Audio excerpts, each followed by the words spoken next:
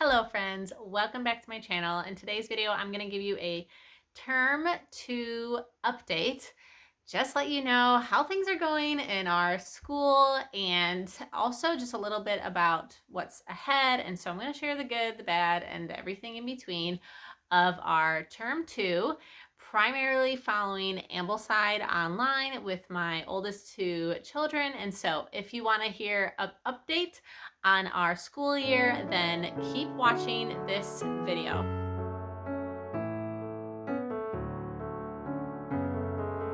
If you are new here, my name is Hannah and I'm a homeschool mom of 4 children ages 10, 8, 5, and 2.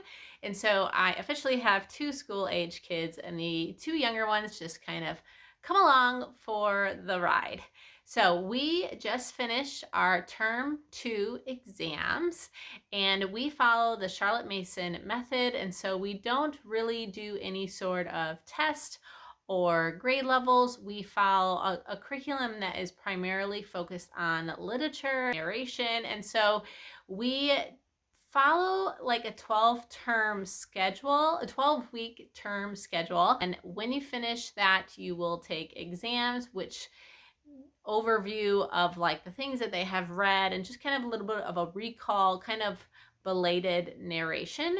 So how did things go for us in terms of term 2? I made a list. I'm just going to kind of walk through each of these just to give you an idea, evaluation of ourselves. So first of all, our family studies. So we do a lot of the Simply Charlotte Mason for our family studies. If you're not familiar with Simply Charlotte Mason, I will link a curriculum video down below on that. But those went really well. At the beginning of this year, I shared our family planning video, and I talked about how I was going to prioritize morning time because, over the course of the year, seasons come and seasons go, and you do have to find a rhythm that works really well for your family in that season. And so last year, when my youngest was more infant and 1-year-old, we did tend to wait to do our family time until he took his morning nap.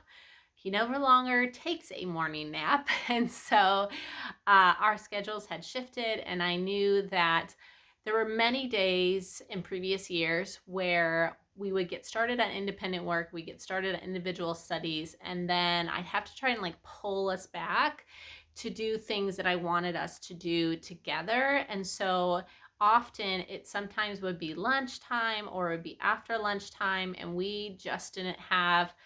I didn't even have like the energy or the brain capacity to sit down and start reading out loud or even doing our folk songs and hymns. And so it was kind of a hit and miss. And so I didn't really feel like we were getting that rich enrichment that I wanted for us. And I was also encouraged by the decision of putting a priority on our family studies and our morning time, because this spring, I actually read this book called Mere Motherhood, and she talks about morning time.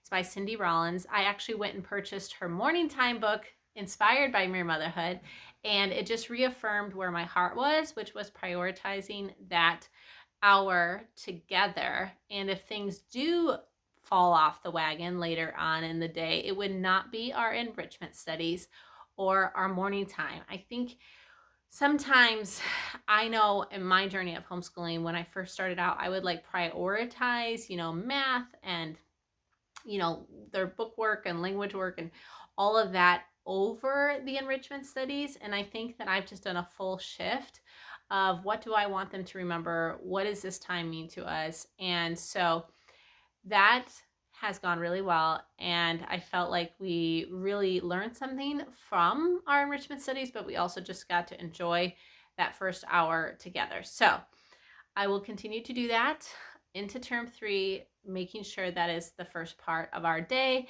The only exceptions that I would make with that is my 10-year-old. If she wants to get started on something, because we would do morning time around 9 o'clock, 9 to 9:30. If she wants to start on her math or she wants to do something, that's fine, as long as they know that when I'm ready to sit down, everything gets shut, gets put away, and we start family time. So as they get older, if they want to get up early, because I was one of those homeschool kids that did like to get up early and get all my stuff done, if they want to do that, they can still have that freedom as long as our set routine is when it's time to sit down to family studies, we do that. And so that has had a big impact. This term did take us longer than term one, and I'm still kind of, feeling out. We're only 5 years into this homeschool journey, and so we're still kind of feeling out our rhythm. And then we made some big shifts, switching to a Charlotte Mason more style 3 years ago or so, and that has kind of evolved over time.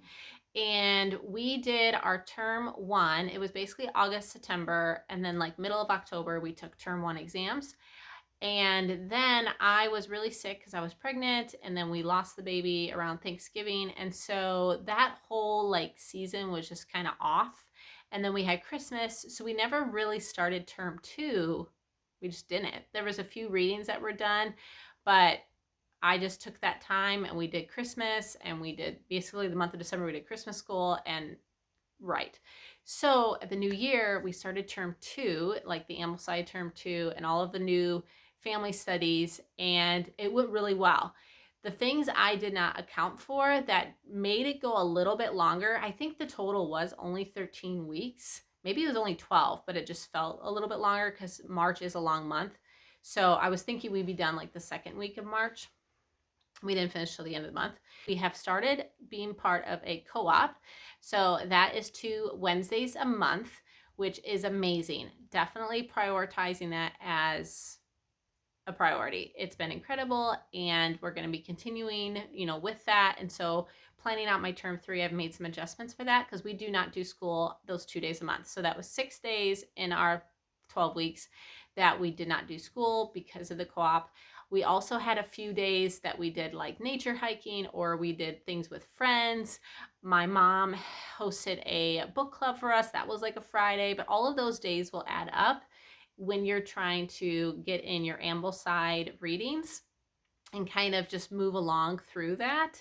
We also had an unexpected loss in the family. My husband's grandpa died, so we were gone for 5 school days for that. And what else? We never really took our 1 week break. So usually I would do 6 weeks on, 1 week off. We didn't even take that break just because of the other things. So in those ways, there was some adjustment that needed to be made. I still felt like the day-to-day work was really, really smooth in those terms. I'm just going to make slight adjustments for term three. And also I feel like my mindset has shifted a little bit, where I'm definitely considering myself more of the year-round homeschooler.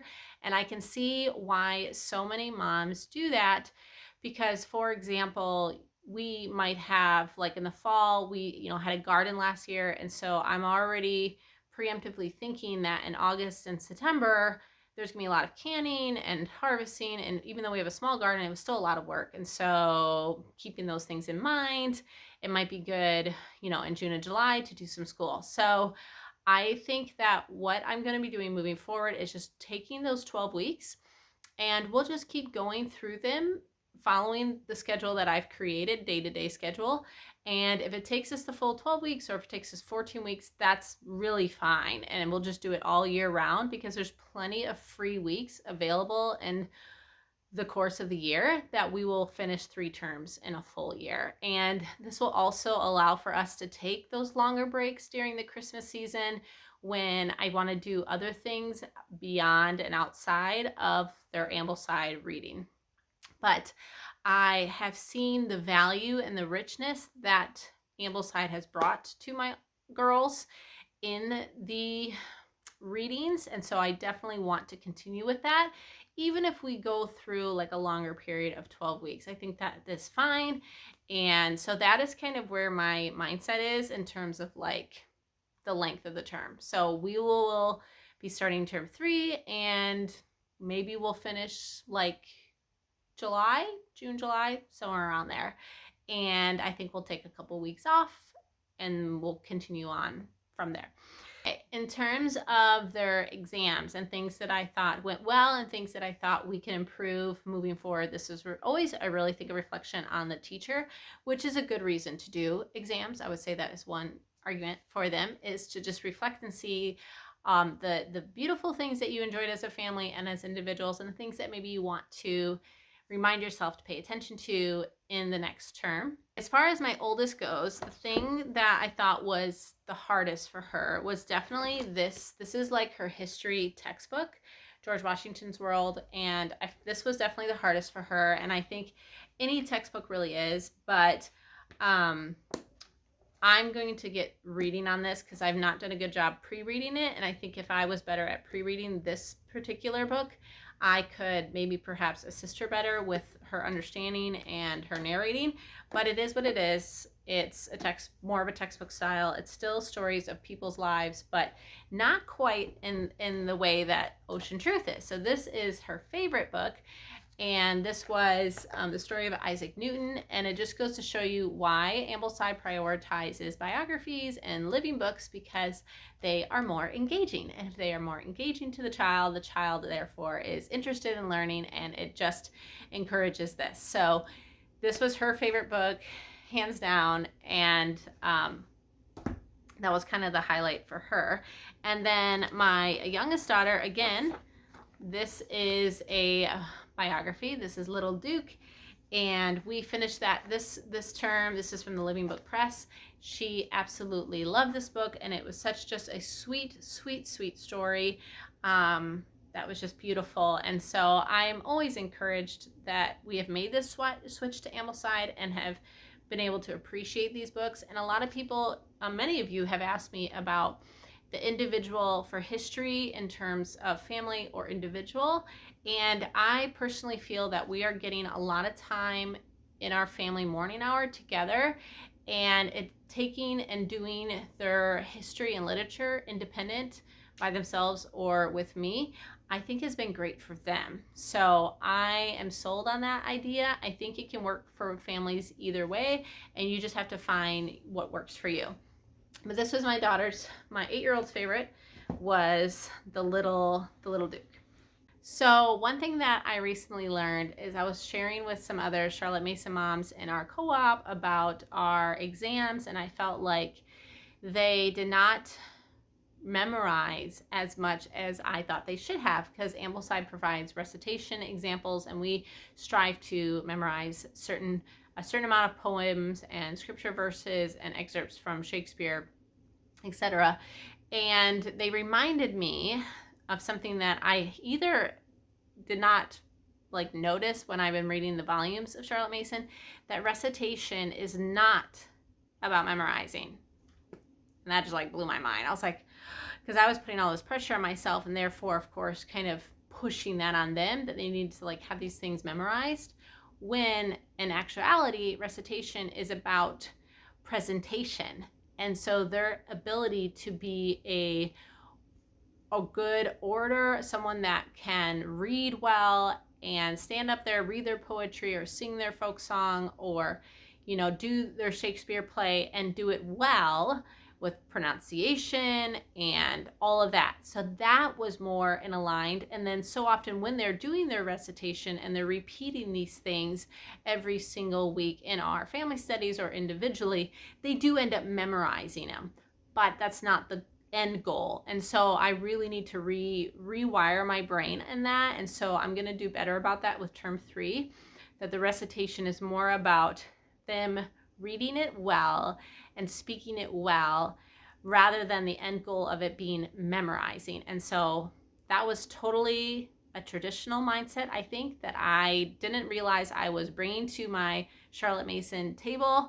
And so I was thankful for that reminder, thankful for friends that prompted me to think twice about that. And so the one thing that I thought we needed to improve, we really just need to not worry about it. So that was encouraging. Some of our term highlights and just things that I'm looking back we enjoyed, because you're always going to have the day-to-day struggles. And so let this not be a highlight video. Know that there have been plenty of days when they don't want to do it, or we don't want to read, or it's not that interesting. That is to be expected, right? It's still school. But we've had some wonderful highlights. I already shared the books that they've really, really enjoyed. We also got to enjoy a maple sugar tapping tour with some of our local homeschool friends. That was a lot of fun, and we were very encouraged by our little naturalist that they knew a lot about the trees and how to observe nature, and were able to answer a lot of the questions. That was really encouraging because they've been learning how to do a proper nature study with one of our homeschool moms in the co-op. And so it was just really encouraging to see so many of them engaged in the tour. And it was like third-party validation that this is a good way to educate. So that was a lot of fun. We also did a book club with my mom and the cousins, which is a great way for grandparents to be involved, is by reading a book. They're doing another book with her now via Zoom. It's called Our Side of the Mountain. No, My Side of the Mountain is what they're doing with her now. But they did Around the World in 80 Days, and she put on just a morning book club where they got to do crafts and activities. So it was more of a unit study, but it wasn't a unit study because it was like a book study, right? And it was a living book, and they got to just explore all of these ideas, and it was a lot of fun. So I will link the book that she uses to do those book clubs. And if you have maybe some other homeschool friends or family that you want to read a book through together and then get together and just kind of like bring that book to life, this is a really fun way to do that. And then the other thing that has been so encouraging is the co-op that a few Charlotte Mason moms we've been putting together for our older children. And so my 2 older girls are a part of this, and the other 2 just come along, and it has just been so encouraging to start to build those friendships and also community. We're doing like morning time together with solfa and fairy tales, handicrafts, Swedish drills, folk dancing, things that we may not include into our personal homeschool, and we're doing those together. So that has been a true highlight of the spring, and I'm looking forward to the future and, Lord willing, just seeing that grow as our community of Charlotte Mason moms grows here locally. So I wanted to end this term 2 recap just sharing my thoughts on Ambleside after 2 full terms of doing the Ambleside program. Last year we dabbled in it. The year before that we were doing really just old curriculum plus some Simply Charlotte Mason. So now we've had a full 2 terms with Ambleside Online, and I love it a lot. And so it has worked really well for our family. We've made some little changes because of morning time. And when I share my term 3 planning video, I'll kind of show you what I kind of take out of Ambleside and what I do instead. But primarily, they have their history, their literature, geography, and then in the book list, all of that they do individually, and it has been so rewarding. If I interviewed my girls, they would tell you they really like it. They really like our routine. Some of you asked how our routine was going that I implemented. If you have questions about that, I'll link that video down below. That's going really well. We fell off the bandwagon after the time change. We had to take a trip in early March for a funeral. So we were out of town. We got back from the time change, and everything was like wacky the last 2 weeks. It was like everything shifted like an hour. So I am looking forward to restarting here in April with everybody getting up on time. I just felt like we never got that hour back. And so otherwise, it went really, really well, besides those last few weeks of, I don't know why we have daylight savings time. Like, it just doesn't make any sense. But I digress. So that is just a term 2 recap for our family, how I think things went overall well, despite having some, unexpected things and new things on our schedule that we needed to adjust for and figure out and plan for term 3 or the rest of the year and what that looks like. So if you have any questions about term 2, leave them down below. Otherwise, I will see you next time. Thanks so much for being here. Bye.